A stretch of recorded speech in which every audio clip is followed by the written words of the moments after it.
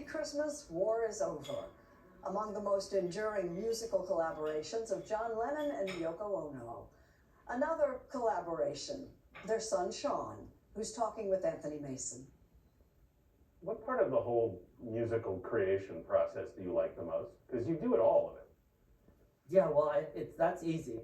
I love writing and recording, and I hate finishing. Sean Ono Lennon has had a versatile career as a musician, producer, and songwriter. With his mother, Yoko Ono, now in her 90s, he's added a new job. You're effectively the custodian of your dad's legacy now. Yeah, technically, but, obviously, the world is also the custodian of his legacy, I would say. Imagine all the people. Nobody told me that the days like these.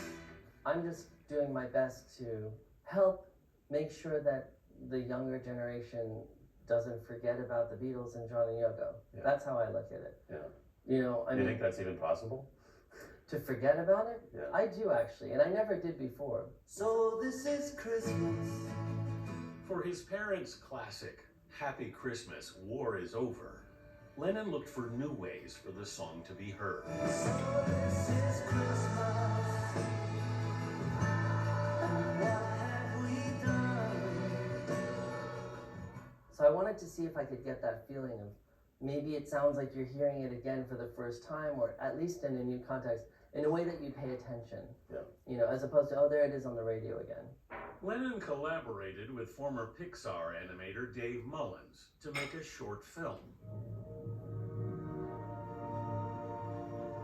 So we came up with this idea that two soldiers would be playing chess on opposite sides of a war. I'd also read an article that there were sort of heroic messenger pigeons from World War I and World War II. This is actually the pigeon that starred in the film. She's kind of let herself go, to be honest. It's too bad. It's a bit sad. Now she's in Washington Square Park. New York City's a brutal place. Yeah. The 11-minute film, now on YouTube, won an Academy Award last year for Best Animated Short. How did it feel to get an Oscar? It felt like a Miss Universe pageant or something, and I had won, and I was just standing there kind of crying. He used the moment to shout out his mom. So could everyone please say Happy Mother's Day, Yoko? Happy Mother's Day, Yoko! My parents gave me so much that I think it's the least I can do to try and support their legacy in my lifetime. Yeah. I feel like I just owe it to them. It's a personal thing. In your view, what is their legacy? Peace and love, Yeah. But it's not just peace and love, it's an attitude towards activism that is done with humor and love. An attitude visible in the new HBO documentary, 1 to 1, about John and Yoko's 1972 benefit concert at Madison Square Garden. Apathy, isn't it? And that we can do something. And it's an important concert because it's the only concert your parents did together, right? It's the only full-length concert. Certainly the only concert I think that he played a Beatles song too. Because I think he was just in a good mood.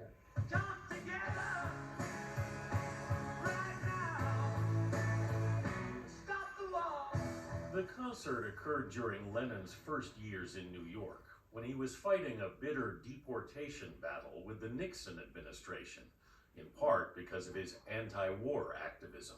People say their phones are bugged.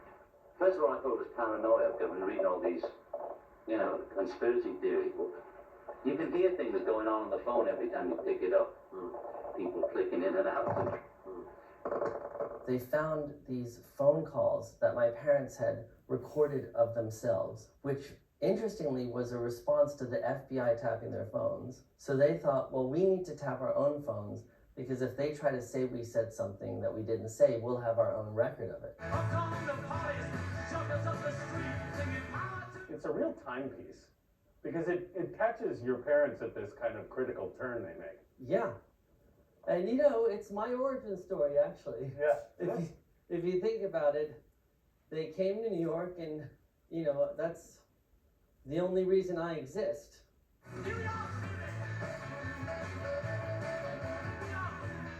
Do you see something you maybe didn't see before? Or have you seen it all before? I hadn't seen all of the home video footage in 1-to-1. I hadn't heard those phone recordings before. It's like getting more moments to spend with my dad.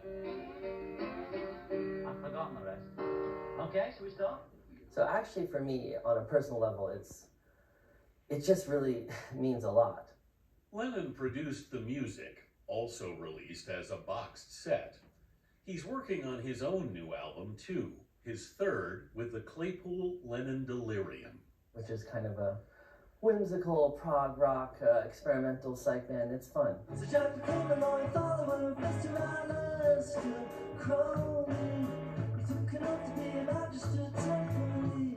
Lennon and James McCartney, Paul's son, have also been working on a new song with Zach Starkey, Ringo's son, kindling hopes the children of the Beatles might unite.